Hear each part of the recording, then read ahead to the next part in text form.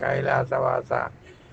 గురుర్బ్రహ్మ గురుర్విష్ణు గురుర్దేవో మహేశ్వర, గురు సాక్షాత్ పరబ్రహ్మ, తస్మై శ్రీ గురవే నమ. మనకి జ్యోతిష్య శాస్త్రంలో అసలు నవగ్రహాల యొక్క ప్రభావం మానవుని మీద ఉంటుందా, ఉంటే ఏ విధంగా పనిచేస్తుంది? ఇప్పుడు నవగ్రహాలు అనేటటువంటివి ప్రతిరోజు 2.5 రోజులకు ఒకటి తిరుగుతూ ఉంటుంది, నెల రోజులకు ఒకటి తిరుగుతూ ఉంటుంది, సంవత్సరానికి ఒకటి తిరుగుతూ ఉంటుంది, 2.5 సంవత్సరాలకు ఒకటి, సంవత్సరంన్నరకు ఒకసారి. ఈ విధంగా గ్రహ రాశులకి వాటి యొక్క గమనం జరుగుతూనే ఉంటుంది. ఒకవేళ గ్రహాల యొక్క సంచారం గనక లేకపోతే ఈరోజు ఏ విధంగా అయితే దినచర్య జరుగుతుందో రేపు కూడా అదే విధంగా జరుగుతూ ఉంటుంది. గ్రహాల యొక్క ప్రభావం ఎప్పుడైతే మారుతూ ఉంటుందోనండి, ఈరోజు ఒక సమయానికి ఒక పని జరిగితే రేపు అదే సమయానికి ఆ పని జరగదు. ఎందుకంటే ఆ గ్రహాల యొక్క ప్రభావం. ఇప్పుడు చూడండి, మీరు ఆరు బయట మంచం వేసుకొని పడుకున్నప్పుడు మీ యొక్క ఆలోచనలు ఒక్కొక్కసారి ఆహార పదార్థాల మీదకి వెళ్తూ ఉంటాయి, ఇంకొకసారి మీకు తెలియకుండానే ఆర్థిక రంగం మీదకి వెళ్తూ ఉంటుంది, ఒక్కొక్కసారి ఉన్నట్టుండి మీ యొక్క ఆలోచనలు ఒక స్త్రీ మీదకి వెళ్ళిపోతూ ఉంటాయి, ఇంకొకసారి ఏమవుతూ ఉంటుంది, కుటుంబ బాధ్యతల మీదకి వస్తూ ఉంటుంది. ఈ విధంగా రావడానికి అవకాశం ఏంటి అంటే ఒక్కొక్క గ్రహానికి ఒక్కొక్క కారకత్వం ఉంటూ ఉంటుంది.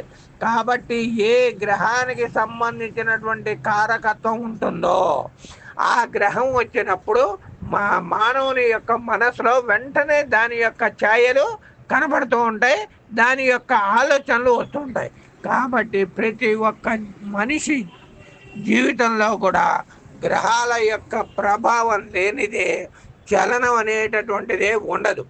ఒక్కొక్కసారి చూడండి, స్త్రీ ప్రసవించినప్పుడు శిశువు బయటకు వచ్చిన తర్వాత ఏడకపోతే ఇంకా నవగ్రహ ప్రభావం ప్రారంభం కాలేదు అని అర్థం. అప్పుడు డాక్టర్ ఏం చేస్తారు, 2 కాళ్ళు పట్టుకొని తల్లకిందులుగా చేసి తలకాయ మీద వీపు మీద టపటపా కొడతారు. ఎప్పుడైతే కొడతారో సహస్రారం నుంచి నవగ్రహాల యొక్క ప్రభావం ఆ బాలుని యొక్క శరీరంలోకి ప్రారంభమవుతుంది. అవ్వంగానే వెంటనే చలనం వచ్చి ఆ బాలుడు ఏడవటం జరుగుతుంది. కాబట్టి ఈ విధంగా నవగ్రహ ప్రభావం ప్రతి మనిషి మీద ఉంటుంది.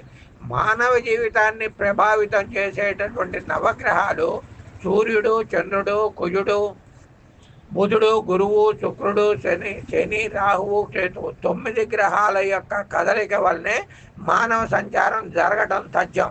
గ్రహాలన్నీ కూడా ఆకాశంలో ఒక ధ్రువ మండలం ఆధారం చేసుకొని తమ కక్షలతో సంచరిస్తూ మానవుల యొక్క కర్మ ఫలితాలను అనుసరించి వారి జీవితాల్లో తమ ప్రభావాన్ని చూపుతూ ఉంటాయి. ఈ దేవీ భాగవతం పురాణంలో ఈ నవగ్రహాల యొక్క స్థానాలు, వాటి యొక్క సంచారాలు అన్నీ కూడా శుభ్రంగా రాసుంటుంది. బ్రహ్మాండానికి మధ్య భాగంలో సూర్యుడు నివాసం ఉంటాడు.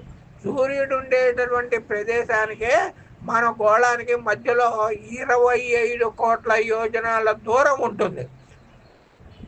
మృతమైనటువంటి అందం నుంచి జన్మించినందున మార్తాండు అని సూర్యునికి నామకరణం.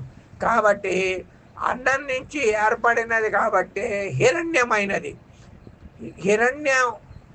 అయినది కాబట్టి దానిని ఉద్భవించిన కారణంగా హిరణ్య గర్భుడు అని సూర్యుని పిలుస్తూ ఉంటారు.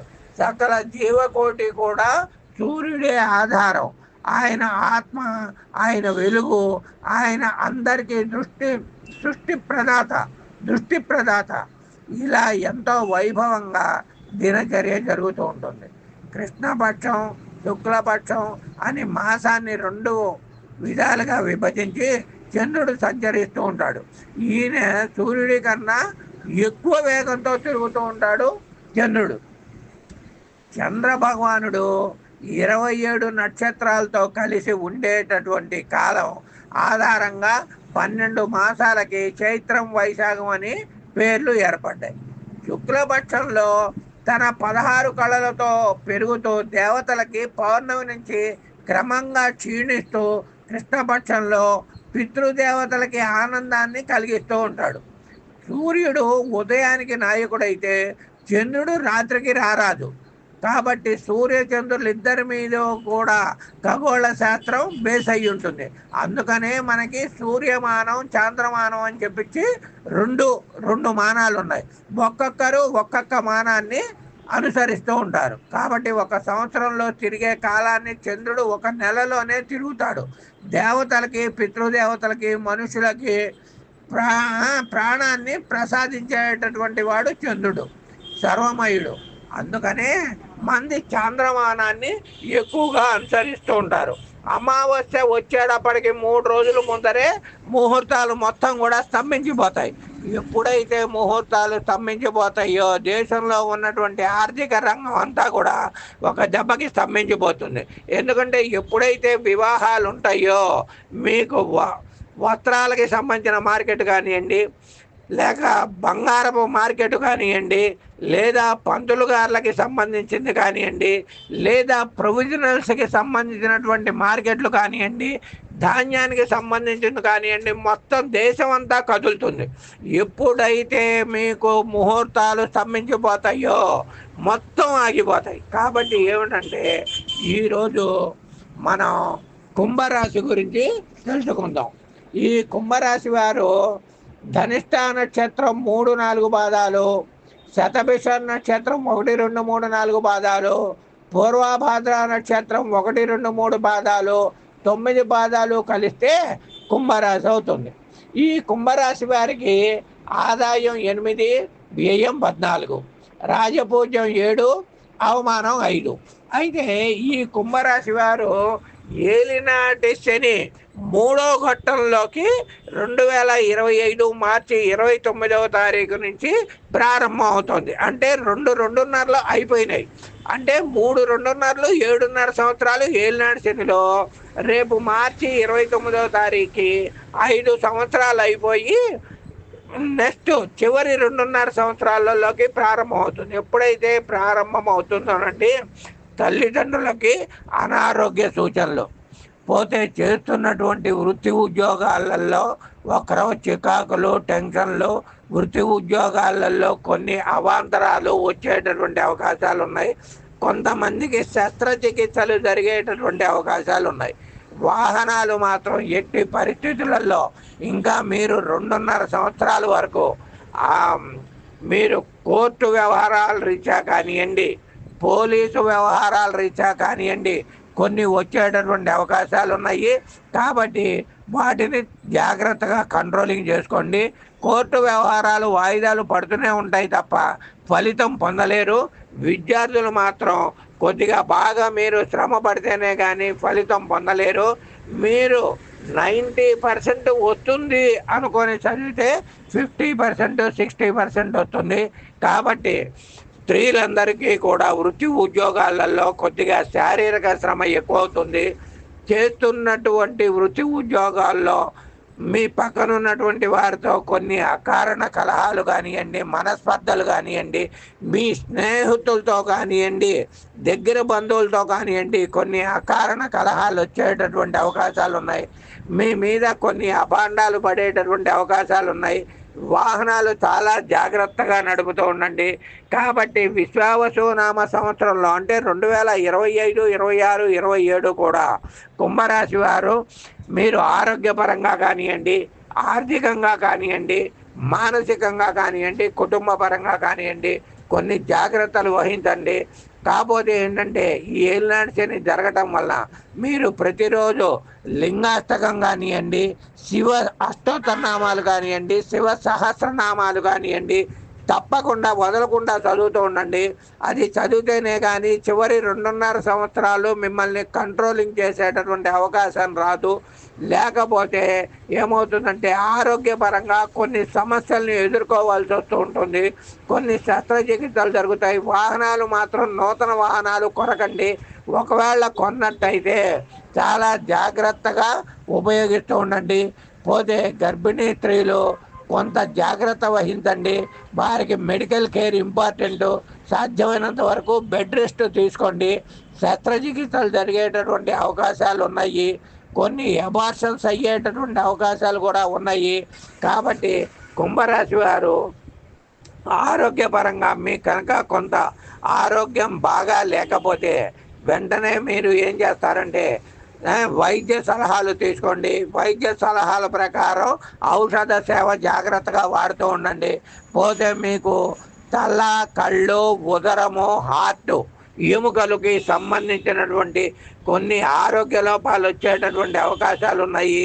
పోతే కార్లు ఉపయోగించేటటువంటి వాళ్ళు అతి జాగ్రత్తగా ఉపయోగించండి.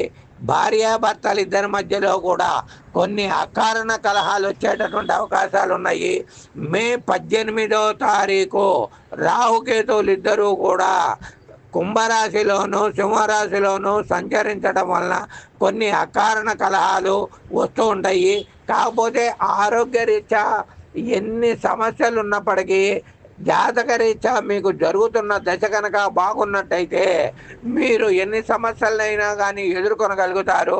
కాకపోతే గురువు కూడా మే 15వ తారీఖు నుంచి మిథున రాశిలోకి ప్రారంభమవుతాడు. ఎప్పుడైతే మిథున రాశిలోకి సంచరిస్తాడో కుంభరాశి వాళ్ళకి పంచమ స్థానం అంటే కోణంలో గురువు ఉండటం వలన ఎన్ని సమస్యలు వచ్చినా ఆరోగ్యపరంగా కానివ్వండి, ఆర్థికంగా కానివ్వండి, కుటుంబ పరంగా కానివ్వండి, మానసికంగా కానివ్వండి, ఎన్ని సమస్యలు వచ్చినా కానీ వాటిని తట్టుకోగలుగుతారు. కాబట్టి ఏమిటంటే మీరు సాధ్యమైనంత వరకు శివునికి సంబంధించినటువంటి కార్యక్రమాలు ఎక్కువగా చేయండి. సాయంత్రం 6 గంటల నుంచి 7:30 లోపల ప్రదోష కాలంలో శివాలయంలో ప్రదక్షిణాలు చేస్తూ ఉంటే మీకు ఏలినాడు శని యొక్క ప్రభావం తగ్గుతుంది. ఏది ఏమైనప్పటికీ 5 సంవత్సరాలు మీరు హిందూ మహాసముద్రంలో కొంత ఎదురుకొని వచ్చారు. ఇంకొక 2.5 సంవత్సరాలు కనుక మీరు ఎదురుయినట్టయితే హిందూ మహాసముద్రం దాటి యువతల ఒడ్డుకు వచ్చేస్తారు. అక్కడి నుంచి మంచి అభివృద్ధి కలుగుతుంది. ఏది ఏమైనప్పటికీ విశ్వావసునామ సంవత్సరంలో ఏలినాడు శని జరుగుతున్నా గురువు పంచమ స్థానంలో సంచరించడం వల్ల ఎన్ని సమస్యలు వచ్చినా కానీ మీరు ఎదుర్కొనగలుగుతారు. కాబట్టి ఏమిటంటే మీరు అవకాశం కనుక ఉన్నట్టయితే శనగలు కూడా ఒక 2 గుప్పెల్లో 3 గుప్పెల్లో నానబెట్టి ఆవుకి పెడుతూ ఉండండి. పోతే మీకు దగ్గరలో ఏ దేవాలయం ఉంటే ఆ దేవాలయానికి సాయంత్రం పూట వెళ్ళి ప్రదక్షిణాలు చేస్తూ ఉండండి. నిత్యం చేసేటటువంటి పూజ మాత్రం ఎట్టి పరిస్థితులలోనూ ఆపద్దు. ఆ విధంగా కనుక చేసినట్టయితే మీకు శని కొంత ఉపయోగాన్ని కలిగిస్తాడు. దాని యొక్క ప్రభావం మీ మీద పడకుండా మిమ్మల్ని కంట్రోలింగ్ చేస్తుంది. కాబట్టి ఏంటంటే దైవ బలం వలన గ్రహ బలం తగ్గి మీరు సంపూర్ణమైనటువంటి ఉత్తమ ఫలితాలు పొందగలుగుతారు. కాబట్టి ఏలినాడు శని జరుగుతున్నా పూర్తిగా బ్యాడ్ అని చెప్పడానికి అవకాశం లేదు. గురువు బలంగా ఉన్నప్పుడు శని యొక్క ప్రభావం తగ్గుతూ ఉంటుంది. కాబట్టి ప్రతి వాళ్ళు గురువుని బలోపేతం చేయడానికి మీరు శనగలు దానం చేస్తూ ఉండండి. లేదా ఉదయం పూట నవగ్రహ స్తోత్రాలు చేసి చదువుకుంటూ ఉంటే మీకు ఏలినాడు శని ప్రభావం చాలా వరకు తగ్గి మంచి ఫలితాలు పొందగలరు. కాబట్టి సర్వే జనా సుఖినో భవంతు, సమస్త సన్మంగళాని భవంతు. కాశీనాథ సుబ్రహ్మణ్యం, గాంధీనగర్, విజయవాడ 39949301682. శుభం భవతు.